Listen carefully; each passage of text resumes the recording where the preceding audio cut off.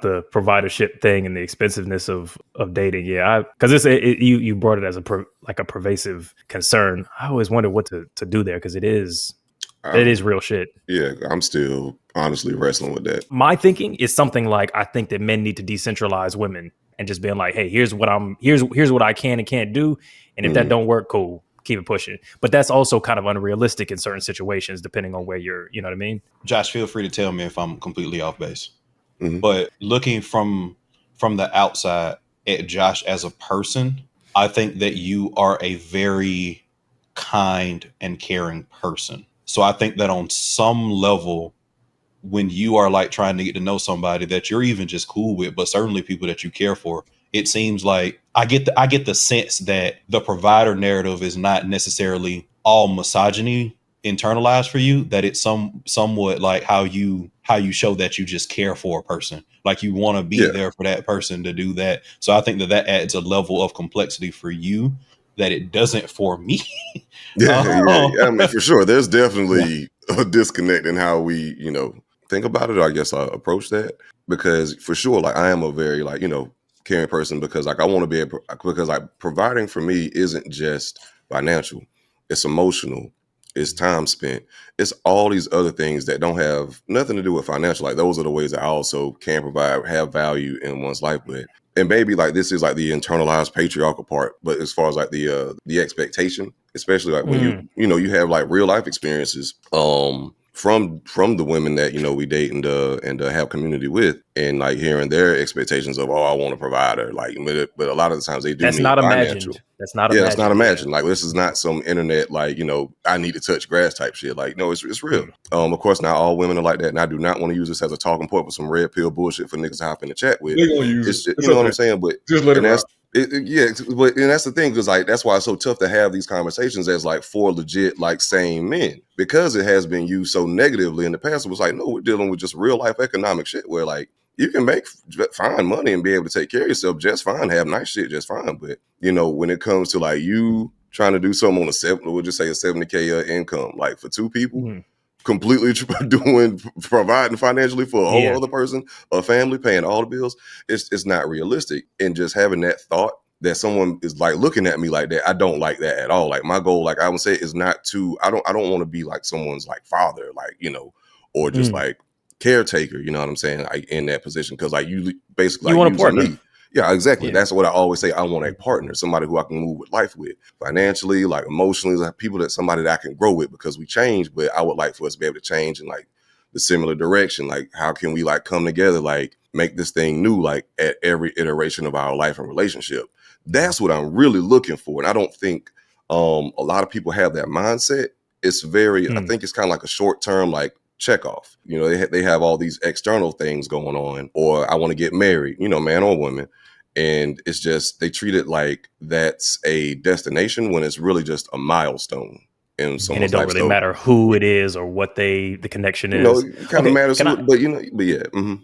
Well, I think I get the idea. The thing that I was going in the direction of was just tying something that Alvin said, because I do think that you're like a nicer person than like me or Alvin, for instance, on this podcast. And I feel like that's part of the equation. But I would imagine when you're going out into dating, it would be about, the thing that sticks out to me is, do you find it, or I put it on you specifically, I would think that that the goal would be to look for a person that is less likely to take advantage of a nice person. So a person who's like, oh no, I don't want you to provide for me. Like a person who actively is like, no, I want to, like, I'm, because I think it's very easy, especially when to rest on societal expectations or role expectations, and be like, oh no, I never asked you to do that. I just let you do it, and act like that's not participating in it. So I'm thinking, do you feel like, I think that there are, I think, at least in my experience, there's a lot of women who are like, cool, I'm here for that. So if you try and do that patriarchal provider stuff because you're being kind or being nice, I'm gonna stop you, because I'm like, that's not what I'm looking for anyway. So I'm like, no, I like, not the fake go for the purse. I haven't experienced that conversation. But I know the actual, like, no, I've got it. Yeah.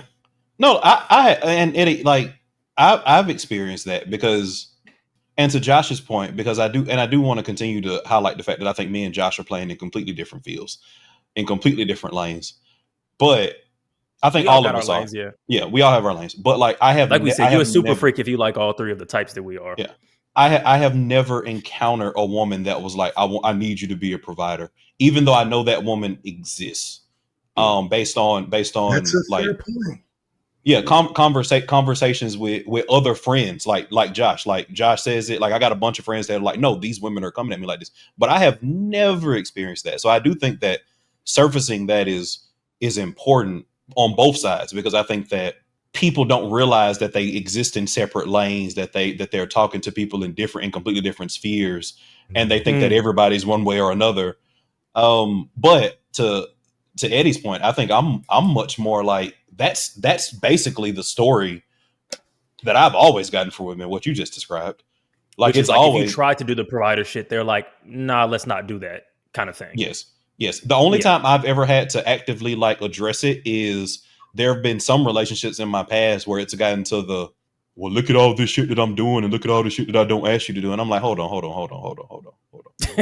Slow roll it back. I'm like, so then I've had to, pull out some calculators. But I'm just honestly, Eddie, man, before I start this shit and we get back to the conversation, are you drinking out of like a fucking pitcher? Are you just like picturing this nigga is drinking out of a fucking, what them things called in the chemistry labs? A beaker? I thought this shit was a vase before I saw the little handle. I thought you was drinking out of a fucking flower vase. On like some I can't real do nothing on this podcast. What's going on? Why can't? I'm trying to stay hydrated. A black man can't hydrate. This nigga got his fucking. This ain't got shit to do with this is restricted. This is the patriarchy. This is the correct amount of water that a person is supposed to drink a day. I measured it out. This nigga got a craft. Y'all drinking? Wait. Every episode, I watch y'all motherfuckers drink juice and soda and slushies and various alcohol, poisoning yourselves. I come on here and drink some water, and now it's a problem. I can't drink water. Nigga, knowing you, that could be vodka. You did have a straight glass of fucking vodka on here, like some sort of degenerate. So we don't know what the fuck that is. That could be smearing off ice. Don't try and change it. It's water. I'm letting you know it's water. All right, man. Before we circle back to this very good conversation, which is a very good. I'm just trying to be healthy. Y'all holding me back. Of the live, it's a very good extension of the live. Also, make sure that you're coming in for the lives. Always be plugging. It was a good time. ABP.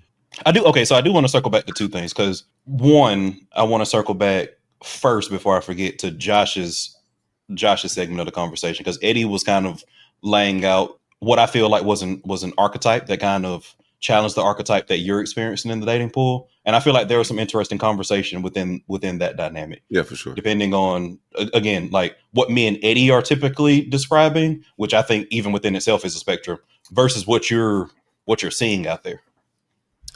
Because I'm not in the streets. So now, mind you, because you know what I think is, because it also how do I want to say this? The type of person you're attracted to might also have certain types of traits. You know what I mean? It goes both ways. You know what I'm saying? And it might be like the type of person I'm naturally attracted to just might have more of those traits, that might make, what you guys talk about a little bit harder to find. Now, and then on some real shit too, because it's not to even shade like any woman I've dated or dealt with in the past, like, oh, they was just on some like, oh, like provide for me, blah blah blah type shit. But it was an undertone of it. And they definitely have used that wording before, like, oh, I want a provider. And I'm like, well, what does that mean to you? And they, never could give me like a straight answer in a sense. You know what I'm saying? Because nobody wants to say it specifically because they know it sound wild, but you know what's up. And yeah, because and just again, like I guess like the overall thing as far as like when it comes back to like your valuing the mental health is, and then like the way Alvin framed it, like if you feel guilty about not being able to uphold like patriarchal standards of being like this super duper fucking provider and like paying for all the bills, and so your girl can show flex on Instagram, oh my man did X, Y, and Z for me. You feel guilty and you feel less than. And like, no one wants to feel that way at all. You know what I'm saying? Because there's so much more to life than just finances. Of course, that's a big thing. It's very important. But again, partner. Because two people can live just as cheaply as one. Two people can do much more than just one person. You know what I'm saying? So, do you think there are women that you're attracted to that are also not on that providership time. I got you now. Yeah. Of course. I think it's just be a bit more. You just have to do like a bit more sifting. But but from a relative perspective, I think that's just a plight with anybody trying to find like their person. Yeah. And what they're looking for and what they feel like they deserve and what they actually do deserve. You know what I mean? Because a lot of niggas that want to provide, like I know a couple dudes that want to provide and like because that makes them feel whole. What's going on, everybody? It's your boy Josh from Waving a Red Flag, but of course you already knew that. Here to tell you about the community again and why you should join. First of all, you get access to full episodes, the long form content versus just like the clips, give you a little something to stack on if you want the full meal. Definitely sign up for that community. Also, you get access to the Discord where you will also be in community with like-minded people. Don't come in on that bullshit though. Okay? Don't come in on that bullshit. You will get the fuck up out of here. I'm dead ass. But anyway, on a lighter note, for everybody that have already done it, thank you so much for doing it. And I also get access to additional bonus content too, such as the lives. And like Alvin is always saying, ABP, always be plugging. But for you, that's always be listening. So that way you make sure that you're in on all the inside jokes and where everything comes from. So again, what I'm saying, definitely check out that community. Hit that join button. Everyone that already did, thank you so much. We value it. But that's some other thing that they've expressed to me like in therapy. Like, damn, I think I want to provide so much and have them like rely on me and depend on me from X experience when I was younger. You know what I mean? So it could also be unhealthy. Is that the idea? It could be a bit unhealthy. Like there's some unpacking to do there, but it's in a very pro-social way. That the reason why they might do something is expressed in a very pro-social way. Like ain't nobody gonna complain about getting provided. Well, I won't sidetrack it, so I'll mention this in a sentence. But I do think that golden handcuffs thing can be an issue. But yeah, I think because I think a lot of people, and I myself included, I have the desire for being needed, but it can get into a bad situation. Yeah, I mean, my thing is I want to feel appreciated, respected, and valued. Like I don't want you to feel like you need me. Like I want to feel appreciated. Like I'll run through the wall for you. Just know that I'm running through the wall for you. You know what I'm saying? Yeah, you don't necessarily want a dependent. You want, Yeah, like dependable. Again, yeah. It's not. Yeah, so it's so much more like this. That's just deeper than like just finances. And Odie, you were talking about because you were talking about this before on the live, before we switched to the main, the idea of people building up a wall that therapy is kind of the only place they can be free. And they've grown that wall, that tough exterior of fulfilling a particular role because people treat them as a function, as a commodity, as a service center. Mm-hmm. So I'm wondering how that might play into a thing like this. So I was watching a TikTok the other day. So essentially what he was saying is that you cannot desire a traditional relationship with a non-traditional man because this non-traditional man will eschew some of the performances in a traditional relationship, right? So for example, I agree 100% with what Josh is saying. I don't want nobody to feel like they need me because I feel like if you need me, you're a fucking liability and that's annoying. So you're telling me that you cannot function as a human, that's annoying to me because what that does. Yeah, so that's I not was grown. That exactly, right?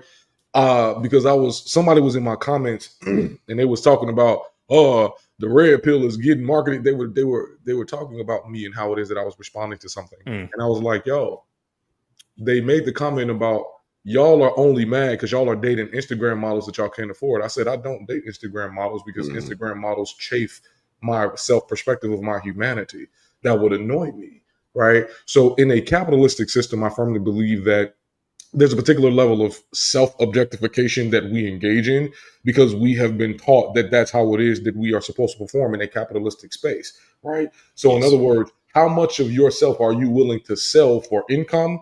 And how much of this role are you willing to perform relative to how it is that you have either adopted a skill, a personality, or a mindset, right? But irrespective of how it is that you've navigated this space, this transaction is still transactional, right? So if you are somebody who is the provider, the sole provider in a family, or if you are the individual who is quote unquote the problem solver, and people engage with you only from that perspective, then you genuinely you create a wall.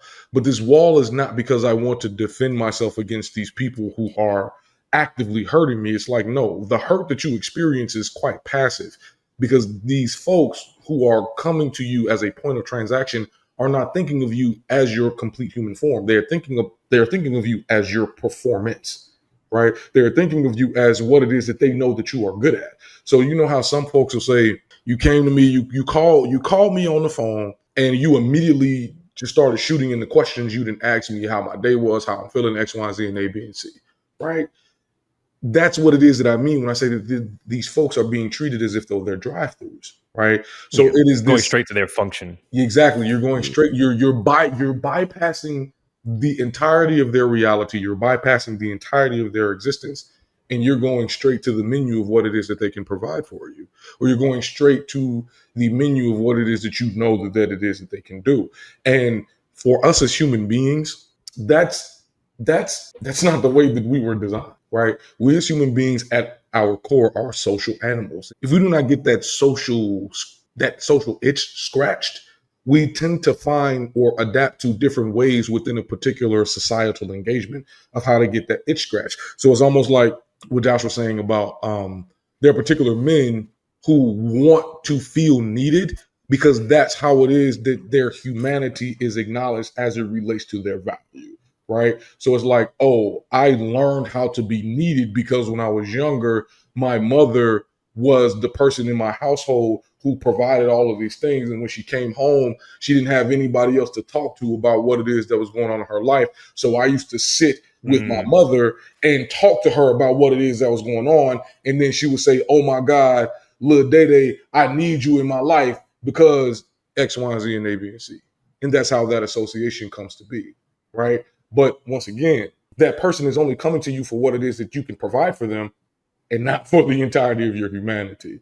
So that's where that drive-through analogy comes from. It's passively dehumanizing. Yeah. So I agree with everything that is said, and I could not have said it better. I do want to shoot the people engaging in those kind of relationships, in particular women, some level of bail, and in particular, even amongst women, particularly Black women, because on some level, like I've seen like a lot of Twitter threads where effectively a lot of women that are preaching this stuff in a way that is not just clickbaity, that is not just trying to generate a view or a like. They effectively are saying that if you come into a relationship, they're doing it shoot for the moon, if you miss, you're still amongst those stars kind of situations, right? Because what they're expecting is at most for this to be 50-50 when they're dealing with so the they're man, like, right? I'm gonna have to compromise anyway, so let me just like set the bar up here. So I'm gonna have to compromise. I'm in a goddamn 25-75 relationship because I asked for 50-50. Yeah. And I'm saying this as and I want to continue to give both the caveats for both sides, for Black men and Black women. So Black men and Black women have the most egalitarian relationships. They do. That's backed with scholarly research. Black men contribute more to the household than men of other races and groups. Despite that, women still tend to do most of the quote unquote second shift labor. And because there's more economic parity between Black men and Black women tend to contribute an outsized portion of their economic factors, and they're more likely to work than women in other groups, right? Because there's such parity. So I do think that a lot of times women are, they're, to Eddie's point, if I'm going to have to compromise anyway, I might as well come in with my top offer. It's going to get whittled down. We're going to meet somewhere in the middle, and meeting somewhere in the middle is probably going to be like when I take the totality of everything that it means to be in a relationship, it statistically, it's probably going to be a little bit skewed in favor of the man. So even though I agree that everything that's being stated by the good professor is spot on, like I don't disagree with it, I do want to add that one small caveat, and I do think that I want to stress that it is a small caveat in the context of this particular conversation. Not the societal structural conversation, but this conversation. And I'm recognizing that that's a small caveat you were making. I think that part of the conversation is like, even if we understand we're going through a negotiation process and both men and women are going like, here's what I want, but here's what I'd settle for. And in reality, this is where relationships actually exist. I think that the road from here to here can be deeply psychologically and emotionally damaging to everybody. Very rocky. Regardless of where you end up settling. So it's like, cool. Yeah. Like, yeah, men are going, we want this, and we, physically, sexually, blah, blah, blah. But realistically, most men will get what they can get. That doesn't mean that doesn't have like a direct impact on women's self-image and how they move through the world and all that kind of shit. And the reverse of that is also true. So it's like, yeah, you might be aiming for 50-50, but if on the road to 50-50, it's niggas ain't shit who can't provide everything for me, that's not going to feel good for people. And that matters. No, yeah, and I think I agree. Go ahead. I'm listening. And well, for the people who don't watch the live, go watch the live. Always be plugging. Gotcha. I think that's where outside of the caveat that I gave for the Joshes of the world, I think that's where it comes into like where at the individual level you can cut the patriarchal nonsense off at the root, right? Because a lot of times people often feel some type of way. They feel that role stress, to take the phrasing of the good professor. They feel that role stress because they've internalized what that means. And again, I do realize that what I'm going to say is a process. It is not something that you can just wake up and do. It is not something that you may innately do based on how we're socialized from that perspective. But you can just say, yeah, I'm not going to do that over time, right? Like you can just say like, hey, and again, we had a long conversation about the fact that like I've built up some plot armor in this respect because like not nobody, but the vast majority of the human population cannot call me broke. So I appreciate you acknowledging that, because I think that goes unspoken in a lot of these conversations. With a lot of this stuff, I have plot armor, and a lot of this stuff rolls off of me due to that armor. But like I was the same way when I made 70K. I was, you know what I mean? Yeah. So like you can very much say like that. I don't. That's not the relationship I want. You have other plot armor as well, but I think you're acknowledging that point as well. True. Like that's not what I want. That's not what I want to do. So like I'm gonna keep it pushing, and I'm all the happier for that. But I think that that's a process, and I think that people should explore the possibility of making that a part of their process, because I'm telling you, it has done wonders for me psychologically. Just saying like honestly, like all of these societal pressures. In regards to being a provider, I'm not engaging. Because I feel like women do it well, or at least I observe it. I don't know if what the literature says about women actually doing this in mass, because Instagram and BBLs and plastic surgery are still booming industries. But I feel like it's a lot of women just saying, nah, I'm good. I'm not participating in this shit. And I feel like niggas got to do the same thing. Like, marriage numbers are the example. Marriage numbers are a good example. Yeah. They're saying like, these marriages can be shitty. I'm not going to have a shitty marriage just because I'll just be society tells me that I want to be married. So like marriage rates are going down. And by the same token, the marriages that do actually make it through have been slightly more successful. Yeah. Yes. So yes, niggas got to start to just say, hey, look, I can't do this. I'm good. I don't hate you for wanting it. I'm just good. So I think to a larger degree, though, right, Eddie and Alvin. So Alvin, your point of saying like this idea of I'm just going to opt out of a patriarchal performance, right? And Eddie, the follow up to saying like, yo, there are a number of men who should like decenter women. I feel like we need to go a step further than that. So y'all already know what time it is. We got our card games. This is how we pay the bills. People have enjoyed and loved all across the country. It's a red flag. And now we got the new game. In all seriousness, we got the serious side. Boom. We got the silly side. 100 prompts. That's double the prompts from the previous game. Bring that to the cookout, the kickback, the games night. Have a fun time, have a silly time, and get ready for some of the deepest and dumbest conversations of your life. Grab that at shop.wavingtheredflag.com. 10% off for all channel members. Cop that. I firmly believe that a number of men should decenter patriarchal performances, because I've argued. So a number of folks will say that men automatically center themselves. And I disagree.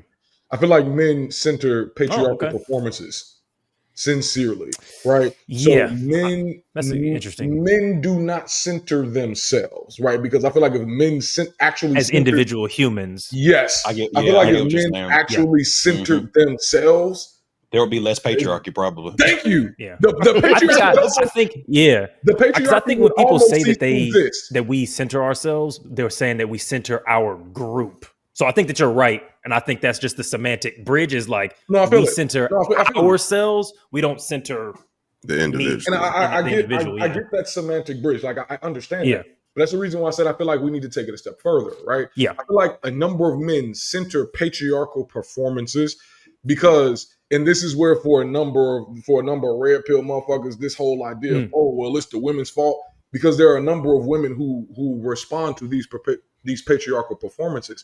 And there are a number of women who internalize patriarchy to a point where if you as a man do not perform these patriarchal performances, then there is a questioning of your masculinity, or there's a questioning of, and this is not just solely for women, that this is women and men, but having this conversation as a man, it's like, if I were to dissenter, or if I were to remove myself, or if I were to reject myself from these patriarchal standards, then what is the next step? So going to your point, Eddie, about being somebody who's solution oriented, right? My next step is usually, I'm not doing this because I'm a man. I'm doing this because it benefits the community that I've said that I want to be a part of, right? So if I say I want to be your partner, and funnily enough, motherfuckers get real holed up about that word. I don't get it. I mean, I kind of get it, but I don't get it, right? So if I call you my partner, no, let me explain something to you, brother.